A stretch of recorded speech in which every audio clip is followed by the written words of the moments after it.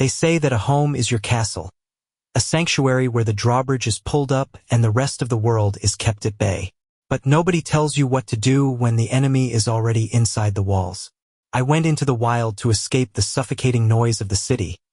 The deadlines, the digital pings, the endless stream of data that makes up modern life. I packed my North Face tent, my Jetboil stove, and a smug sense of control.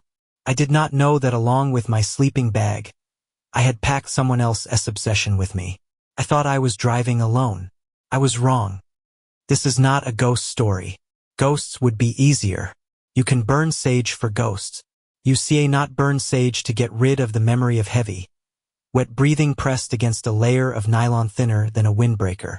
My name is Elias, and I am a structural engineer for a firm in Seattle. My job is literally to calculate load-bearing limits, to know exactly how much pressure a beam can take before it snaps. In October of 2023, I was the one about to snap. I had been working 80-hour weeks on a high-rise retrofit in Bellevue, living on lukewarm Uber Eats and 4 hours of sleep. I needed a reset. Not a spa day, but a hard reset. I needed to feel cold air, smell pine needles, and hear absolutely nothing but the wind. I planned the trip with the same obsessive precision I applied to my blueprints. I was not going to a KOA campground with RV hookups and screaming kids. I wanted dispersed camping, true isolation. I pulled up Google Earth and scoured the Gifford-Pinchot National Forest, looking for a specific logging road off Forest Road 23 near the base of Mount Adams. I found a clearing, roughly 10 miles from the nearest paved surface. It was perfect. Or so I told myself. I left on a Friday morning, October 13th. I remember the date because I made a joke about it to my sister, Sarah, on the phone while I was packing the trunk of my 2019 Subaru Outback. She told me I was watching too many horror movies. I told her the only thing scary about my life was my caffeine intake. The drive was supposed to be the beginning of the decompression. I stopped at the Starbucks on 4th Avenue, a Venny Pike Place roast, black, and 2 warmed croissants. I remember the barista, a guy named Kevin with a septum piercing, wishing me a good weekend. It was the last normal human interaction I would have for 48 hours. Traffic on I-5 South was the usual sluggish nightmare until I passed Tacoma. The sky was that specific shade of Pacific Northwest gray. A flat, oppressive sheet of slate that promised rain without actually delivering it. I had the heater in the Subaru set to 72 degrees, blowing at the floor. The interior smelled like the stale coffee in my cup holder and the black ice Little Trees air freshener dangling from the rearview mirror. I was listening to a podcast about the collapse of the Bronze Age. Something dry and historical to keep my brain engaged without stressing me out. By the time I hit the exit for Randall, the landscape had shifted. The strip malls and car dealerships dissolved into dense corridors of Douglas fir and hemlock. I rolled the window down. The air that rushed in was sharp, smelling of wet asphalt and decomposing leaves. It was 48 degrees outside. I checked my Apple Watch. 1:14 p.m. I was making good time. I turned onto Forest Road 23, the tires transitioning from smooth pavement to gravel with a satisfying rhythmic crunch. This is the part of the drive where you usually start to relax, but for some reason my shoulders were still up by my ears. I blamed the coffee. I kept checking the rearview mirror. A white Ford F-150 had been behind me for the last 20 miles, keeping a steady distance. I am a rational guy. It's a public road. People go to the mountains. But there's that primitive part of your brain, the lizard brain, that tracks patterns. Every time I slowed down for a pothole, the Ford slowed down. Every time I sped up on a straightaway, the Ford matched my pace. I decided to test it. I pulled into a scenic turnout overlooking the Cispus River, pretending to check my phone. The white Ford did not slow down. It blew past me, kicking up a cloud of dust. I saw the driver's silhouette, just a dark shape in a baseball cap, and I laughed out loud in the empty car. "Get a grip, Elias," I muttered. I waited 5 minutes, letting the dust settle, then pulled back onto the road. The anxiety faded, replaced by the technical challenge of navigating the washboard gravel. The suspension of the Outback was taking a beating, the thud-thud-thud vibrating through the steering wheel and into my palms. I reached the turnoff for the logging road I had scouted on satellite view around 2:30 p.m. It was overgrown, 2 ruts of mud and grass disappearing into the tree line. I shifted into X mode and crept forward. Branches scraped against the side of the car, a sound like fingernails on a chalkboard, but I pushed through. After about 2 miles of crawling at 5 miles per hour, the trees opened up. It was exactly like the satellite images. A flat, circular clearing bordered by a steep ridge on one side and a dense thicket of ferns on the other. A fire ring made of river stones sat in the center, left by some previous camper months or years ago. I killed the engine. The silence was immediate and heavy. It was not just quiet. It was a vacuum. No highway hum. No distant planes. Just the ticking of the Subaru's cooling engine and the wind moving through the upper canopy of the trees. A sound like rushing water. I stepped out of the car, my boots sinking slightly into the damp moss. The air tasted metallic, clean but cold. I stretched, hearing my spine crack, and took a deep breath. This was it. Solitude. I spent the next hour setting up camp with military efficiency. I laid out the footprint for my REI half-dome tent, staking the corners taut. I am particular about my gear. I keep my stakes in a specific bag, heads aligned. I set up the rainfly even though it was not raining yet. Preparation is everything. Inside the tent, I unrolled my rest sleeping pad and laid out my sleeping bag, a marmot trestles rated for 15 degrees. By 4:00 p.m., the light was already changing. The sun dips behind the mountains early in October, turning the forest into a landscape of long, stretching shadows. I decided to gather wood before it got dark. I grabbed my hatchet, a Fiskars X7 that I kept razor sharp, and headed toward the tree line. That S when I found the first thing that did not make sense. About 50 yards from my campsite, near the base of a massive cedar stump, there was a patch of disturbed earth. It was not an animal wallow. The mud had been churned up by boots. Deep, heavy tread marks. I knelt down to inspect them. They were fresh. The edges of the prints were sharp, not eroded by rain or wind. It had rained 2 days ago, which meant someone had been here within the last 48 hours. I touched the mud. It was still tacky. Probably a hunter, I said to the empty woods. The sound of my own voice startled a jay, which took off with a harsh screech. I tried to rationalize it. It was hunting season. Someone could have tracked an elk through here yesterday. But the prints were strange. They did not go in a line like someone walking from point A to point B. They were clustered, pacing. Someone had stood behind the cedar stump, shifting their weight back and forth, facing the clearing where my tent was now pitched. I stood up and looked back at my campsite. From this angle, my tent was perfectly framed between 2 hemlock trees. If someone had been standing here yesterday, they would have had a perfect view of the fire ring. A shiver went down my back, unconnected to the temperature. I shook it off. Being ridiculous, I told myself. That's public land. Someone stood here, smoked a cigarette, and left. I looked for a cigarette, but there was not one. No trash, just the footprints. I gathered an armful of dry hemlock branches and walked back to camp, forcing myself to whistle a tune, something by the National. I needed to fill the silence. Dinner was a tactical operation. I boiled water in the jet boil, the hissing of the gas burner a comforting, domestic sound.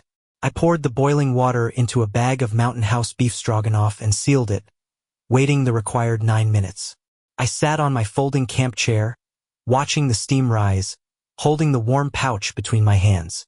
The sun was gone now. The sky was a bruising purple, fading into black. I clicked on my headlamp, the beam cutting a cone of light through the gathering mist. I ate the rehydrated beef and noodles mechanically. It was salty, hot, and textureless, but it filled the hollow feeling in my stomach. I washed the meal down with water from my Nalgene. Tasted like plastic and iodine tablets. At 7:30 p.m., I built the fire. I used some dryer lint I brought in a Ziploc bag as a starter. The hemlock caught quickly, snapping and popping, sending sparks drifting up toward the canopy. The fire should have made me feel safer. That's what fire does. It pushes back the dark. But as I sat there, staring into the flames, I realized it did the opposite. The fire created a small bubble of light, but it destroyed my night vision. Anything outside that 20-foot radius was pitch black. I was illuminated. Everything else was hidden. I pulled out my Kindle to read, but I could not focus on the words. I kept lifting my head, scanning the darkness. Snap! A twig broke. Came from the direction of the road, the way I had driven in. I froze. My hand hovered over my hatchet, which was resting on the log beside me. "Hello!" I called out. My voice sounded thin, pathetic against the wall of trees. Silence. Then the wind picked up, rustling the ferns. Just a deer, I thought, or a raccoon. The woods are full of noise. Stop looking for monsters. I forced myself to look back at the Kindle. I read the same paragraph 3 times. Snap. Crunch. This was not a twig. This was weight. Heavy, deliberate weight shifting on gravel. It was the sound of a boot. I stood up, gripping the hatchet. My heart was hammering against my ribs, a frantic rhythm that felt like it was going to bruise the inside of my chest. I turned my headlamp to the high setting and swept the beam toward the road. The light caught the reflective tape on a tree marker first. Then it hit something else. About 30 feet away, just at the edge of the lightest reach, a man was standing. He was not hiding. He was just standing there, arms hanging loosely by his sides. He was wearing a red and black flannel jacket that looked stiff with grime, and dark work pants. He did not have a flashlight. He had walked up the pitch-black logging road in total darkness without tripping. "Hey!" I said, came out as a bark, aggressive and terrified at the same time. The man did not move. He did not blink. The beam of my headlamp was hitting him directly in the face, but he did not squint. He had a thick, patchy beard and eyes that looked like wet stones. Flat, unreadable. "Can I help you?" I asked, stepping closer to the fire, keeping the flames between us. He took a slow step forward. I saw his boots, heavy leather logging boots, the same tread I had seen in the mud. "Is this 12? He asked. His voice was like grinding gravel, low, dry, and used. "Road 12? I asked. "No. 12 is 5 miles back east. This is a dead end." He looked at my tent, then at my car, then back at me. He was not looking at me exactly. He was looking at my gear, assessing it. "Nice setup," he said. "Thanks," I said, tightening my grip on the hatchet behind my leg. "I'm expecting my friends any minute. They just behind me in the other truck." It was a lie. A stupid, transparent lie. The man smiled. It was not a friendly smile. It was a baring of teeth. They were yellow, stained with tobacco. "Friends," he repeated. He looked around the empty clearing. "You got a lot of food for just yourself waiting for friends." He had seen the mountain house wrappers I had not burned yet. "They bringing the beer," I said, trying to keep my voice steady. "Look man, if you looking for road 12, you need to turn around. You see not get through here." He stood there for what felt like an hour, though it was probably only 10 seconds. The smell of him drifted toward me on the breeze.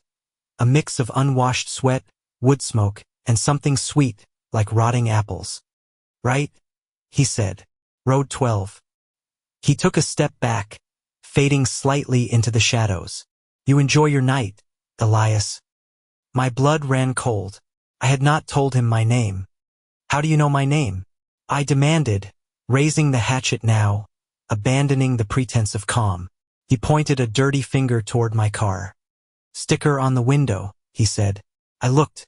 On the rear driver's side window, there was a small decal from my company, Miller and Elias Structural Engineering. He laughed, a dry, wheezing sound. "Do not worry, Mr. Engineer. I'm leaving." He turned and walked back into the dark. I did not see a flashlight beam click on. I just heard the steady, rhythmic crunch of his boots on the gravel, fading away. I stood there for 20 minutes, listening. I heard an engine start in the distance, far away, maybe a mile down the road. It revved once and then faded. He was gone. I should have packed up right then. I should have thrown everything in the Subaru and driven until I hit a Motel 6.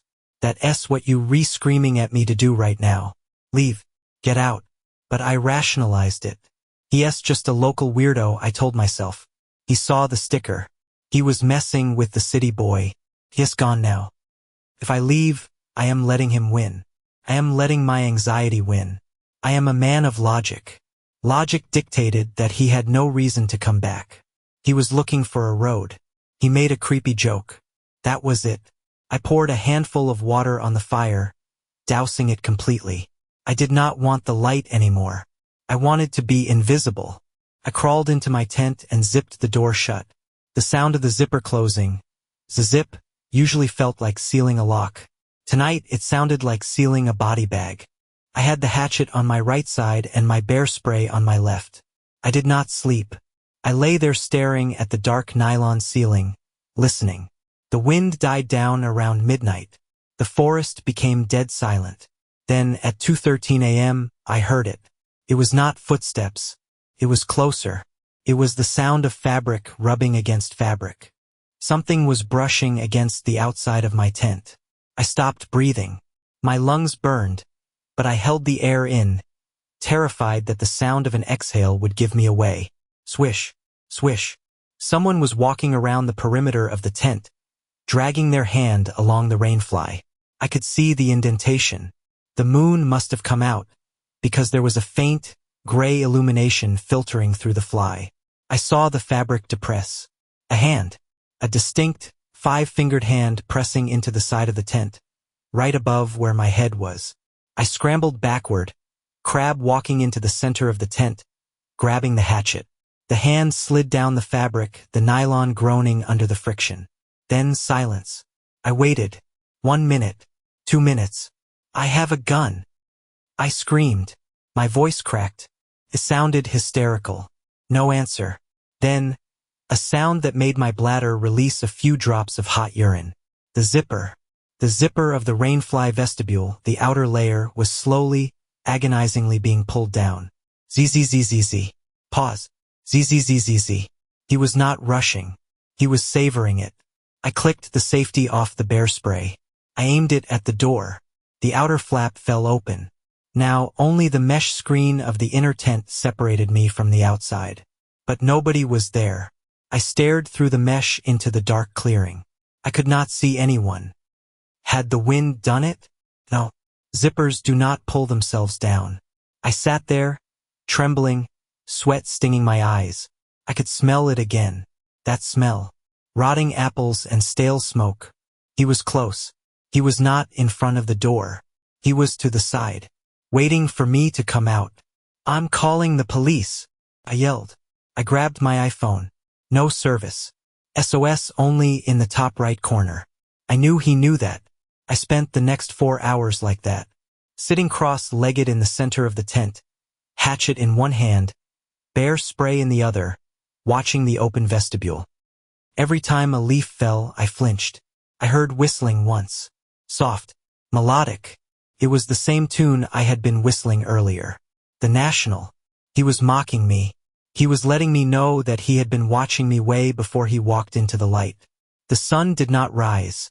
The world just slowly turned gray. The birds started singing at 6 o'clock a.m. A cheerful, oblivious chorus that felt like an insult. When the light was strong enough to see the trees clearly, I unzipped the mesh door. I burst out, swinging the bear spray, screaming a war cry that sounded more like a sob. The clearing was empty. I did not break down camp. I did not fold the tent. I pulled the stakes out of the ground and threw the entire tent, poles, sleeping bag and all, into the back of the Subaru. I threw the stove in. I left the chair. I did not care. I jumped into the driver's seat and locked the doors. My hands were shaking so bad I dropped the keys twice before I could get them in the ignition. The engine roared to life. I threw it into reverse, spinning the tires in the wet grass. As I swung the car around to face the logging road, my headlights swept across the tree line one last time. There, on the trunk of a massive hemlock tree, facing my campsite, was a piece of paper. It was nailed to the bark at eye level. I did not want to look.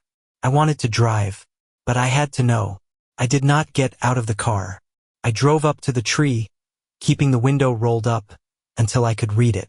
It was a page torn out of a small notebook, written in charcoal or burnt wood. It said, "Thanks for the show, Elias. Sleep tight." And below that, a drawing. It was a crude charcoal sketch of me, sleeping, but it was not a drawing of me sleeping in the tent. The perspective was from above. The drawing showed me inside the tent, seen from the mesh ceiling. He had not just walked around the tent. At some point, while I was lying there in the dark, paralyzed with fear, he had stood over the tent, looking down through the mesh vent at the top, watching me breathe. I drove so fast down that logging road I cracked my oil pan on a rock, but I did not stop. I did not stop until I hit the paved road of Highway 12. I did not stop until I was in Randall, parked in front of a gas station with people and cameras. I went to the sheriff's station in Packwood. I showed them the note. I told them about the man. The deputy, a tired-looking woman named Miller, ironically, took my statement. She took the note into evidence. "We'll send a patrol car up there," she said. But I could tell by her voice. They get these calls all the time. City people getting spooked. Drifters squatting on public land. "Did he physically attack you?" she asked. "No," I said. "No. Technically," she said, sighing. "It's not illegal to stand in the woods, but we'll check it out." I drove back to Seattle that day. I moved apartments 2 weeks later. I bought a place on the 4th floor of a secure building in Capitol Hill. I have cameras on my door. I have a firearm in a biometric safe by my bed. But I still not sleep. 'Cause sometimes and I realize that no matter how high up I live, no matter how many locks I have, every room has a ceiling. And I can never stop wondering what might be looking down. The drive back to Seattle was not the relief I expected. It was not a slow fade. It was a physical drop, like walking off a curb you did not see. My hands started to shake so bad I had to grip the steering wheel at 10 and 2 just to keep the car in the lane. I pulled into the parking garage of my apartment building in Capitol Hill, the Vantage on Pike, around 2:00 p.m. It's one of those luxury, mixed-use buildings that went up in 2018. Key fob entry, cameras in the lobby, a concierge who is never actually at the desk. I parked my Subaru in spot 4B, right next to a concrete pillar. I sat there for 20 minutes, engine off, listening to the ticking of the cooling metal. The silence of the garage was different from the silence of the woods. It smelled of exhaust, oil, and damp concrete. It smelled like civilization. It should have been comforting. It was not. I pressed the lock button on the fob 3 times, listening for the beep beep beep. Then I pulled the handle. Then I pressed the button again. My apartment, Unit 404, was exactly as I had left it on Friday morning. The Nest thermostat was set to 68. The air smelled of the basil plant on the windowsill and the faint, chemical scent of the cleaning service that came on Thursdays. Then I went to the kitchen and drank 3 glasses of tap water, standing over the sink, staring at the drain. I told myself it was over. I told myself I had met a drifter, a mentally ill transient who got off on scaring campers. It was a random encounter, a statistical anomaly. I was safe now. I was behind a solid core door with a grade 1 deadbolt. I spent Sunday in a haze. I just drank the broth and watched 3 seasons of The Office on mute, needing the visual noise but unable to handle the sudden sounds. Monday morning, I went back to work. That's part of the job. Engineering requires precision, and that bleeds into my personal life. When I brush my teeth, I place my toothbrush, a Sonicare Diamond Clean, back on the charger at a 45-degree angle, facing the mirror. My razor sits. I stopped, water dripping from my hands onto the slate tile. "Get a grip, Elias," I said aloud. The sound of my voice in the empty apartment was flat, absorbed instantly by the acoustic foam panels I had mounted on the living room wall. Thursday. I came home to find my laptop open. I never leave my laptop open. It's a MacBook Pro 16-inch. When I am done, I close it. It goes into sleep mode. It was sitting on my coffee table, the lid open about 3 inches. The screen was dark. I walked over to it slowly, like it was a bomb. I touched the aluminum casing. It was warm, not hot, warm, like it had been running a high-intensity task about 20 minutes ago. I opened it fully. The screen woke up instantly. No password prompt. I have it set to lock after 5 minutes, but it was unlocked. That meant someone had interacted with it recently. I checked the browser history. Nothing. The last site visited was Reddit. At 7:30 a.m. before I left for work. I checked the frantic recent items.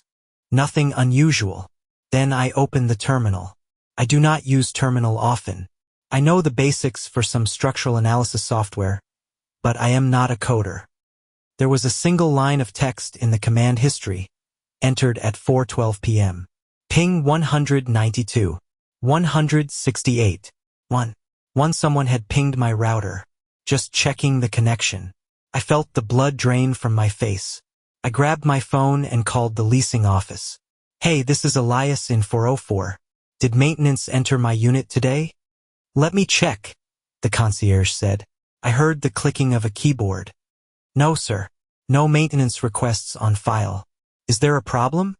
Someone was in my apartment, I said. My voice was tight. Hi.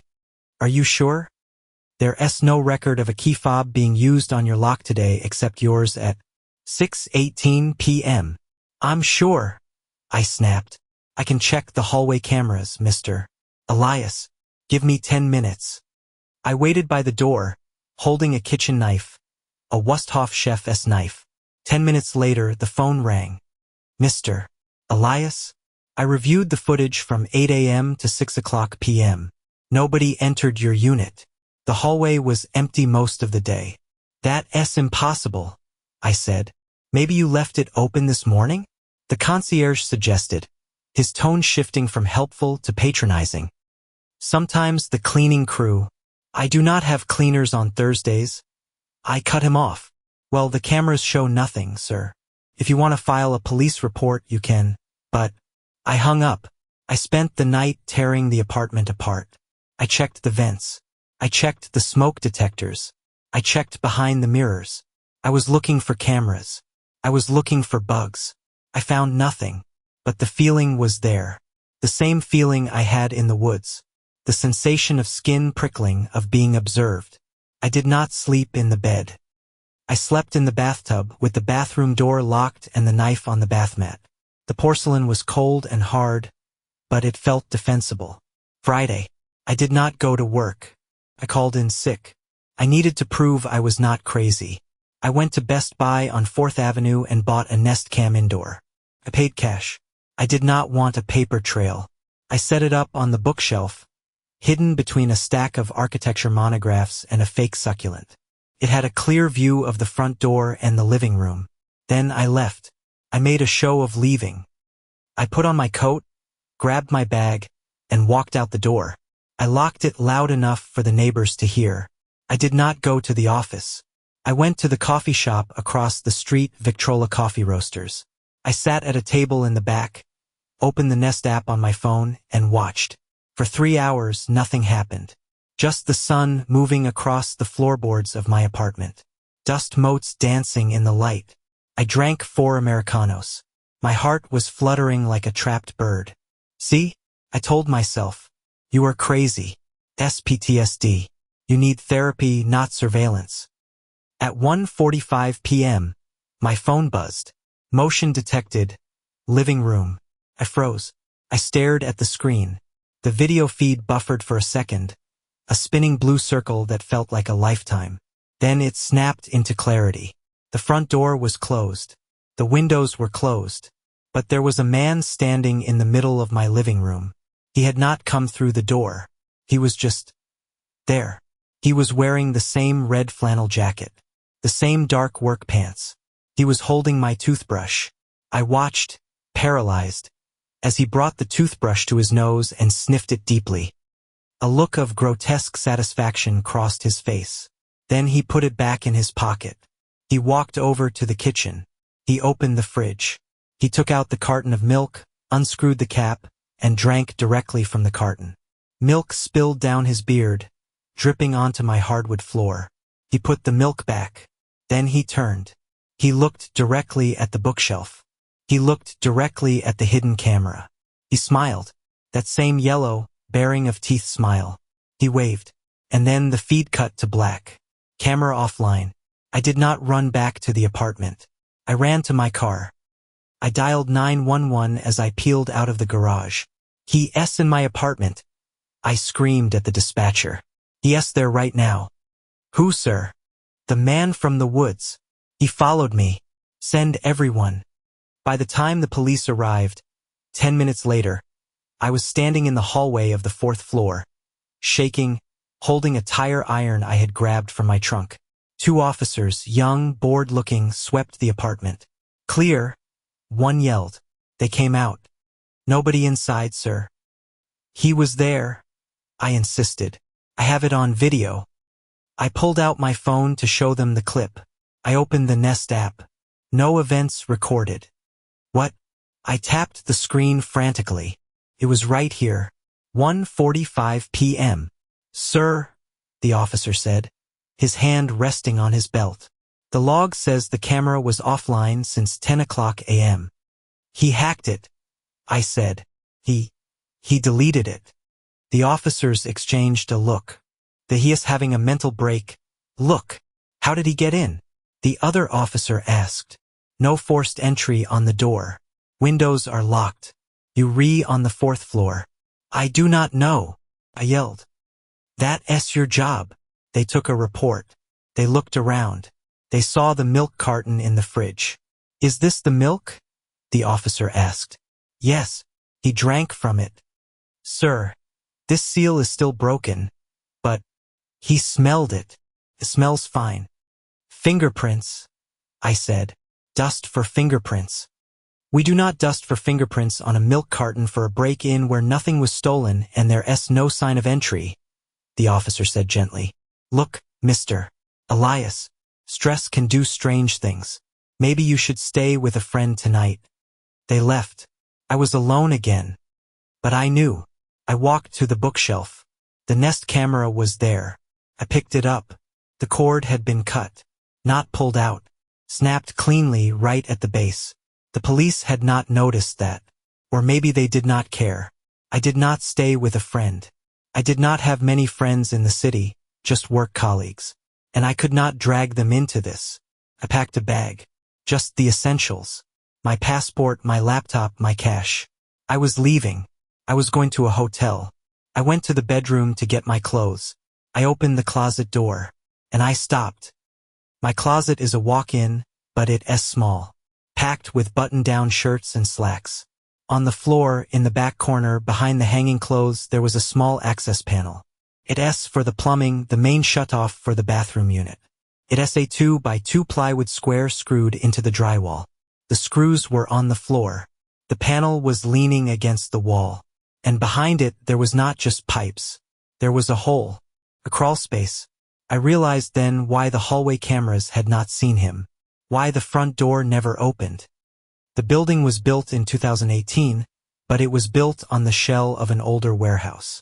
The void space between the units, the chase where the HVAC and plumbing ran, was massive. It ran vertically through the building.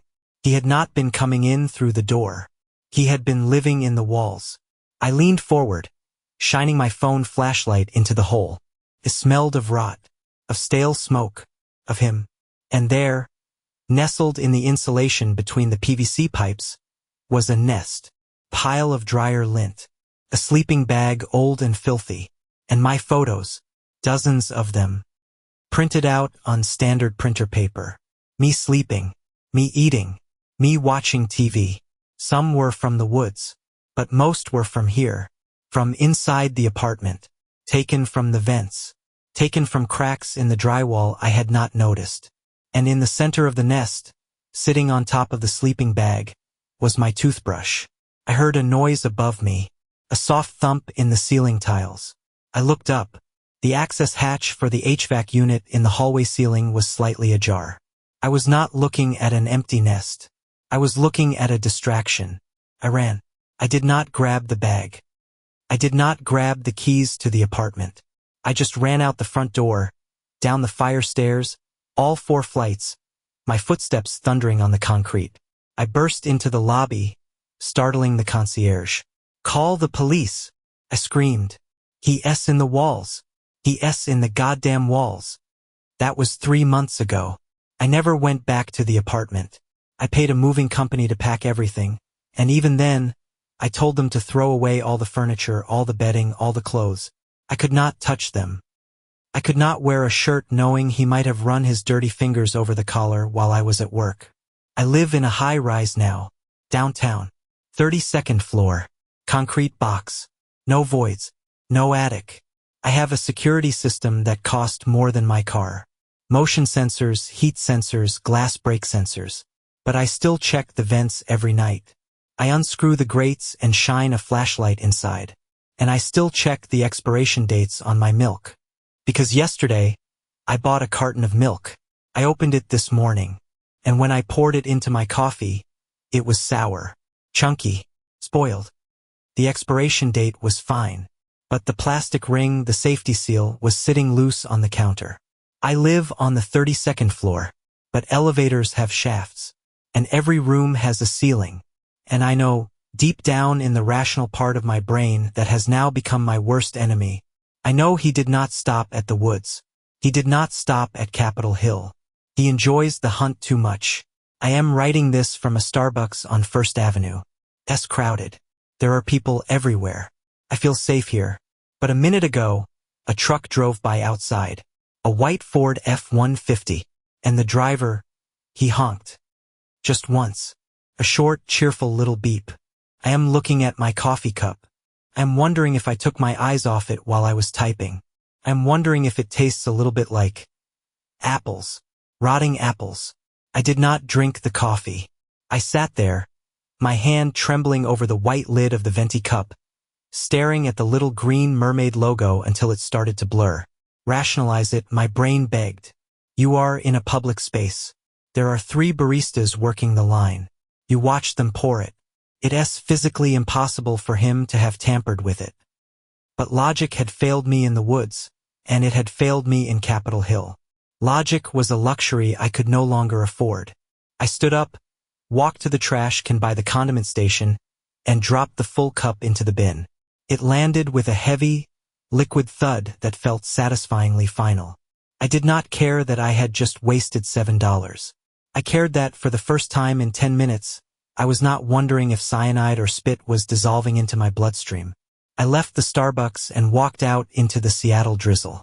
It was November now. The rain was not the soft mist of summer. It was cold, needle-sharp, and relentless. It slicked the sidewalks of First Avenue, turning the city into a blur of neon reflections and gray concrete. I hailed a lift. I did not walk anymore. Walking meant being exposed. Walking meant blind spots. The driver was a chatty guy named Tarek in a Toyota Camry that smelled like vanilla vape juice. "Heading home early?" he asked, glancing at me in the rearview mirror. "Headache." I lied. I spent the entire 12-minute ride twisting around in my seat, checking the back window. Every white truck, every Ford logo, sent a spike of cortisol through my system that made my fingers numb. My new building, the Spire, is a glass needle piercing the skyline on 6th Avenue. It's a fortress of solitude disguised as luxury real estate. You need a fob to enter the lobby. You need a fob to call the elevator. You need a fob to select your floor. And not just any fob, an encrypted RFID chip that logs every entry and exit. I live on the 32nd floor, Unit 3209. It is a corner unit. Floor-to-ceiling glass on 2 sides. From my living room, I can see the Space Needle, the dark waters of Puget Sound, and the ferries cutting white wakes toward Bainbridge Island. That's beautiful. That's sterile. It feels like living inside an Apple store. There are no crawl spaces here. The ceilings are raw concrete. The floors are poured epoxy. The HVAC is a centralized system with vents too narrow for a human arm, let alone a body. I unlocked my door, a Schlage smart lock that I changed the code to every single morning, and stepped inside. The silence of the 32nd floor is different. It's pressurized. You see not hear the street noise. You see not hear sirens. You only hear the low-frequency hum of the building itself, the vibration of the wind shearing against the glass, and the refrigerator compressor cycling on and off. I did my sweep. This had become my religion. I checked the closet, empty. I checked the shower, empty. I checked under the bed, clear. Then I did the new thing. The thing I had not told my therapist about because she would have committed me. I went to the pantry and took out a bag of King Arthur all-purpose flour. I sprinkled a fine, translucent layer of white dust across the threshold of the front door. Then I did the same in front of the balcony door. If anyone came in, they would leave a mark. It was primitive. It was desperate. But it was the only way I could close my eyes at night without screaming. I sat on my couch, a new leather sectional, stiff and smelling of chemicals, and opened my laptop. I had hired a private investigator 3 weeks ago, a guy named Kessler who used to be SPD. I had not heard from him in days. I sent him an email. Subject: Update? Body: saw the truck again. Downtown. Need to know if you found a name. I waited. The sun went down. The city lights came on. A galaxy of artificial stars below me. At 8:43 p.m., my phone rang. It was Kessler. Elias, he said. His voice sounded different. Tight. Breathless. Did you find him? I asked, gripping the phone. You need to listen to me, Kessler said. I looked into the plates on the Ford you described. The one from the woods. And the plates were stolen off a job site in Tacoma 6 months ago. But I ran the description of the guy. The red flannel, the limp, the height, and I found a match in a cold case file from 2019. Guy named Silas Vane. Worked as a framing contractor. Got fired for drilling peepholes in the drywall of a sorority house in Pullman. Silas Vane. The name felt heavy in my mouth. It sounded like a character from a bad novel, but hearing it made him real. He was not a ghost. He was a man with a social security number and a criminal record. Where is he? I asked. That's the thing, Elias, Kessler said. There was a pause. I heard the sound of rain hitting a car roof in the background. I tracked his last known employment. He's been working odd jobs under the table. Drywall, HVAC repair, high-rise window washing. My blood froze. I looked at the wall of glass to my left. Window washing? I whispered. Yeah. He's certified for high-angle rope access. Elias, I went to his last known address, a storage unit in Sodu. It was empty, mostly, but I found something taped to the wall. What? A blueprint, Kessler said. A floor plan for the spire. The line went dead. Not a hang-up. The signal just cut. I looked at my phone. Call failed. I looked at the signal bars. 0. I was on the 32nd floor. I always had 5G. I walked to the window. The glass was dark, reflecting the interior of my apartment. I could see myself, pale, eyes wide, phone in hand. And then I saw something else in the reflection. Behind me, not in the room, outside, hanging in the void on the other side of the glass. I spun around. Platform. A window washer-esque scaffolding. It was suspended outside my living room window, swaying slightly in the high-altitude wind. It was empty, just the metal cage, the ropes disappearing up into the darkness of the 33rd floor, and a bucket of water. But the bucket was not still. The water was rippling. Someone had just stepped out of it. I looked at the balcony door. The handle was turned down. I had locked it. I knew I had locked it. I had put the flour down. I looked at the floor. The flour was disturbed. 2 long, smudged streaks. Someone had stepped over the powder, dragged their heels, and wiped it away. He was already inside. Silas! I screamed. The sound tore out of my throat, raw and primal. I did not run for the door. If he was inside, he would be blocking the exit. That's how hunters work. They funnel the prey. I ran for the kitchen island. I grabbed the knife block. I pulled out the 8-inch chef's knife. I know you here, I yelled. I know your name. The police are on their way. Silence. Just the hum of the refrigerator. Then, a voice. It did not come from the bedroom. It did not come from the hallway. It came from the ceiling. Did you fix the leak, Elias? I looked up. The ceiling was raw concrete. There were no vents, no tiles to lift, but there were speakers. My Sonos system, the architectural speakers I had mounted in the corners of the room. His voice was coming through the Bluetooth. "It's a nice place," the voice rasped. It was distorted, digital, but unmistakably him. The gravel grinding against gravel. Better than the tent. But so much glass. Do not you feel exposed? Where are you? I swung the knife in a circle, spinning, trying to cover every angle. "I'm close," the speakers whispered. "I'm always close. That's the relationship, Elias. You build the walls. I find the cracks." The lights went out. Not just in my unit. The entire building seemed to shudder. The ambient light from the hallway gap under the door vanished. Pitch black. The only light came from the city outside. A cold, blue luminescence filtering through the rain-streaked glass. I stood in the center of the living room, backing up until my spine hit the kitchen island. I held my breath. I listened. The apartment was 1,200 square feet. Open concept. There were only two places to hide, the bedroom and the bathroom. I heard a footstep. Squish. It was wet. A wet boot stepping on the polished epoxy floor. It came from the bedroom hallway. "Stay back," I warned. "I have a weapon." A knife? Silas's voice came from the dark, no longer through the speakers. He was in the room. "The Wusthof. Good steel. German. You have good taste, Elias." I saw a shadow detach itself from the darkness of the hallway. He was bigger than I remembered. In the woods, he had looked like a man. Here, in the confines of the apartment, he looked like a landslide in a flannel shirt. He was holding something, not a weapon. He was holding a remote control. My remote control. For the automated blinds. "You like the view?" he asked. He pressed a button. Whir. The motorized blackout shades began to descend.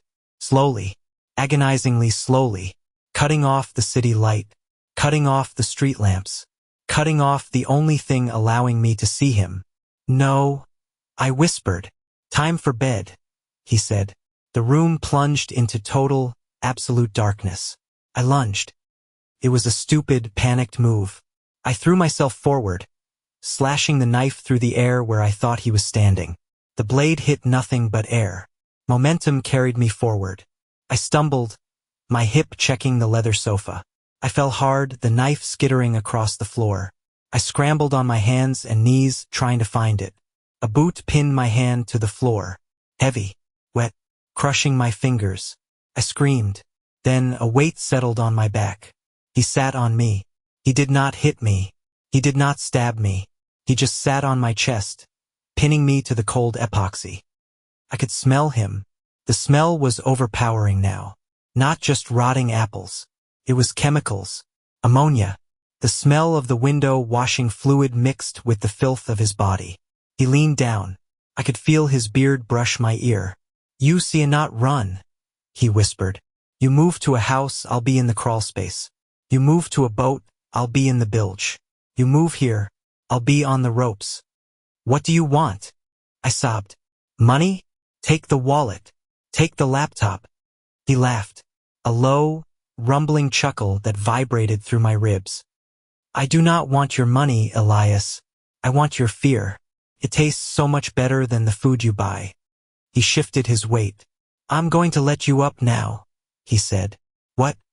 "I'm going to let you up, and you going to count to 10, and then you going to turn on the lights, and if you fast enough, maybe you see me leave." The weight lifted. I gasped for air, curling into a fetal ball, clutching my crushed hand. 1, he counted from the darkness. I heard the balcony door slide open, the rush of wind, the sound of rain. 2, 3. I scrambled for the wall switch. My fingers were numb, useless. 7. I found the switch. I slapped it. The emergency backup lights flickered on, harsh, battery-operated LEDs. The apartment was empty. The balcony door was wide open. The wind was whipping the curtains into a frenzy, knocking over a vase on the table. I ran to the balcony. I looked over the edge. The scaffolding was moving. It was descending rapidly, the motor whining. It was already 5 floors down. There was no one in the cage. I looked up. The ropes went up. To the roof. He had not gone down. He had gone up. He was still in the building. May 2025. I do not live in Seattle anymore. I live in a converted missile silo in Kansas. I am not joking. It is a prepper condo. Concrete walls that are 6 feet thick. Blast doors. Air filtration systems that guard against nuclear fallout. There are 12 other families here. We have a communal garden. We have armed guards at the surface entrance. I work remotely now. I design bunkers for other people. I feel safe here. Mostly. The walls are solid steel and concrete. There are no windows. There is no way in without a retinal scan and a voice print. But yesterday, I was in the communal laundry room. On level 4, deep underground. I was folding my sheets. I heard a noise in the ventilation shaft. A rhythmic tapping. Tap, tap, tap. I told the security chief. He laughed. It's just the thermal expansion of the pipes, Elias. We re-underground. The earth moves. He is a rational man. He used to be military. He believes in physics. I went back to my unit. I lay in my bunk, staring at the curved steel ceiling. And then I saw it, right above my head. A small, drilled hole in the steel plating. No bigger than a pinhead. It should not be possible. The steel is hardened. But there it was. A tiny dot of light. Not light from outside. We are underground. It was light from a fiber optic camera. I froze. I watched the tiny lens rotate. And then, faint as a ghost, vibrating through the ventilation duct, I heard it. A whistle. The tune from the National. He did not find me because I was careless. He found me because he is the thing that lives in the spaces we try to ignore. He is not a man anymore. He is the rot in the drywall. He is the draft under the door. He is the realization that no matter how deep you bury yourself, you have to breathe. And where air goes, he can follow. I am not going to run this time. I am looking at the pinhole. I am smiling. Because this time I did not bring a knife. I brought a welding torch. And I just sealed the air vents from the inside. Let us see how long he can hold his breath.